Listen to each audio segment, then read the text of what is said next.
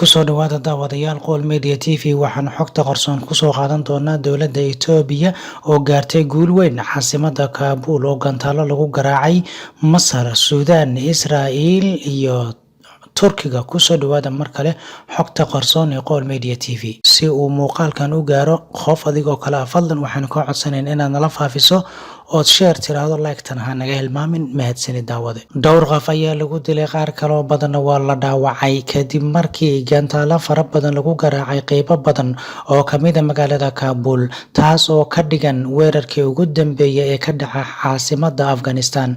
Booliska ayaa sheegay 23 madfac in lagu garaacay bartamaha iyo waqooyiga iyo qaybaha kala duwan ee magaalada Kabul.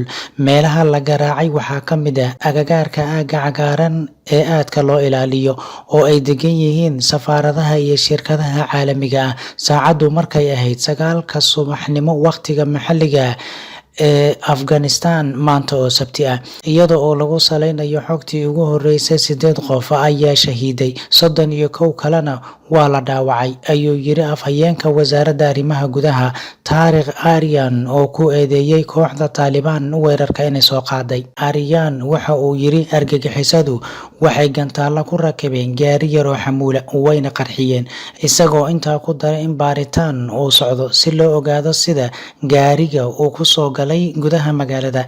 Ardayda dugsiyada dhigata ayaa la arkayay iyaga oo argagaxsan oo u ordaya banaanka si ay u helaan meel ay naftooda ku badbaado kadib dhowr weerar oo saakay ka dhacay Khayrqaan ee magaalada Kabul. Dowladda federaalka ee Itoobiya ayaa sheegatay in ciidamadeedu ay qabsadeen magaalada Adirakt oo masaafo dhan 120 kiiloomitir u jirta caasimadda Tigreega ee Makalla. Ciidamada dowladda ayaa goor sii horeysay la wareegay magaalooyinka Aksum iyo Adwa oo horey ugu sugnaayeen ciidamada deegaanka ee TPLF kadib duulaan ay qaadeen ciidanka federaalka ah. Sidoo kale dowladda ayaa shaacisay in ciidamadii ku sugnaa labadaasi magaalo ay isu soo dhiibeen oo haatan ay gacanta dowladda ku jiraan. Ciidamada Itoobiya ayaa sidoo kale haatan ku sii dhawaanaya magaalada Makalla ee caasimadda Tigreega. Ma jiro weli wax hadal oo ka soo baxay dhanka maamulka Tigreega oo ku aadan sheegashada dowladda inay qabsatay magaalooyinka Aksum iyo Adwa. Dhinaca kale, ururka Midowga Afrika ayaa guddi gaar ah u xilsaaray xiisada dagaal ee dalka Itoobiya iyo sidii looga hortagi lahaa.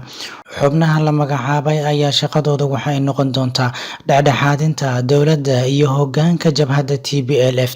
Shaqadooda ayaa ah dhexdhexaadinta dhinacyada isku haya Itoobiya, ayaa lagu yiri war ka soo baxay xafiiska gudoomiyaha ururka Midowga Afrika. Xaaladda dalka Itoobiya ayaa weli aad u cakiran, iyadoo isgaarsiinta iyo internetka intuba ay go'an yihiin dagaalka ugu muddo 2 toddobaad. Dowladda Masar waxa ay doonaysaa inay isbahaysi la sameysato dowladda Sudan iyo maamulka Israa'iil si looga hortago saameynta Turkiga ee Soomaaliya. Masar ayaa haatan wado qorshe ay uga hortagayso saameynta Turkiga ee ku leeyahay badda Cas iyo hamiga fog ee madaxweynaha Turkiga Rajab Tayyip Erdogan ee gobolka. Wargeyska maalinlaha ah Yeni Shafaq oo aad ugu dhow dowladda Turkiga ayaa soo wariyay in maalmaha soo socda oo dhici doona kulan dhexmari doona saraakiil sarsare oo ka kala tirsan Masar, Israa'iil iyo Sudan.